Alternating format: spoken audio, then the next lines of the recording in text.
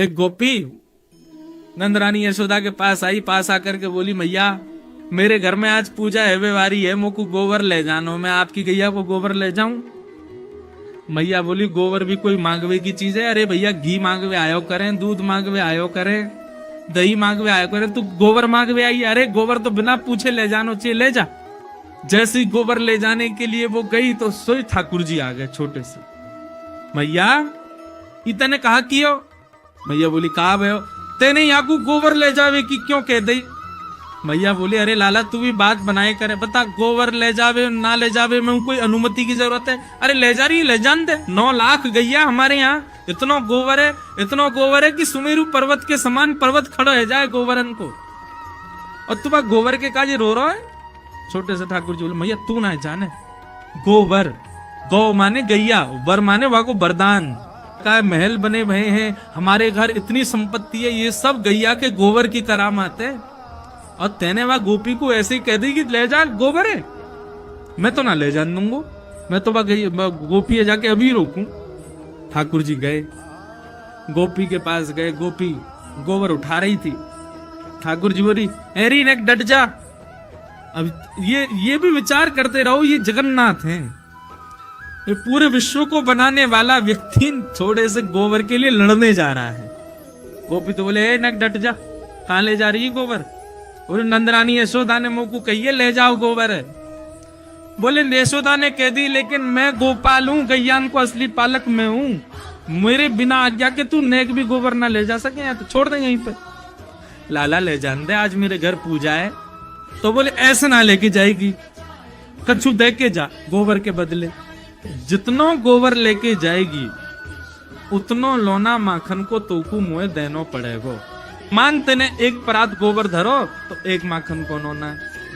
ठीक है तो लाला तू गिनती कर, मैं लेके जा रही हूँ। ठाकुर जी बोले, गिनती हम पे आवे ना है, अब क्या करें? गोपी बोली, ये तो बड़ी विचित्र बात है लाला, तो गिनती ना आवे तू कैसे गिनेगो? मैंने कहीं 5-6 ले गई, फिर क्या करेगो? बोले, गोपी एक काम कर, तू जैसे ही एक परात गोबर उठावे ना तो एक गोबर की बिंदी मेरे माथे पे लगा दियो, फिर दूसरो गोबर उठावे से दूसरी बिंदी लगा दियो, ऐसे जितने गोबर उठावे उतनी बिंदी मेरे मुंह पे लगा दियो, फिर मैं जाकर मैया तक गिनवा लूंगा और उतनो तो को बता दूंगा, उतनो माखन दे दियो। ये वो जगन्नाथ है जिन्होंने पूरे विश्व को बनाया, और आज यहाँ गोबर बेच रहे हैं और बदले में क्या ले रहे हैं? मक्खन। और वो भी मक्खन तब ले रहे हैं जब 9 लाख गैया घर में है, मिल रहा है, और ठाकुर जी को भी आनंद आ रहा है। अब गोपी उठा रही है और उठा करके लाल जी के माथे पे एक बिंदी लगा दे। अब सोचो ठाकुर जी कैसे लग रहे होंगे, हैं? सांवरे से ठाकुर जी, सिर पर मोर पंख पहने हैं, तिलक लगाए हैं, नन्हे से पीताम्बरी पहने, और गोबर की बिंदी लगवा रहे हैं अपने मुख पे, गो रोचन तिलक किए। अब गोपी बार बार आवे, मक्खन उठावे, एक बिंदी और लगा जाए। अब गोपी को इतना सुख लग रहा है, इतना आनंद आ रहा है ठाकुर जी को ऐसे गोबर की बिंदियों में देख के, और ठाकुर जी बिल्कुल सीरियस होके देख रहे हैं उसको, कहीं ज्यादा नहीं ले जाए। गोपी ने अब क्या कहा कि अब की बार गोबर उठायो, और लाला बहुत भारी है ने उठवाइयो। जैसे ठाकुर जी उठवाने गए तो गोपी ने सब गोबर ठाकुर जी पे डाल दियो। जैसे ही डारो पूरे ठाकुर जी गोबर में संलिप्त रह गए।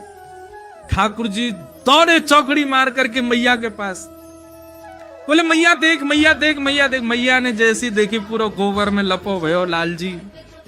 अरे लाला तू कितनो नवाओ, कितनो दबाओ, या गोबर में ही जाके खेले, देख का कर लियो, चला साफ करूं। मैया ध्यान ते करियो, क्यों बिंदी लगी भैया वो नहीं मिट जाए कहीं।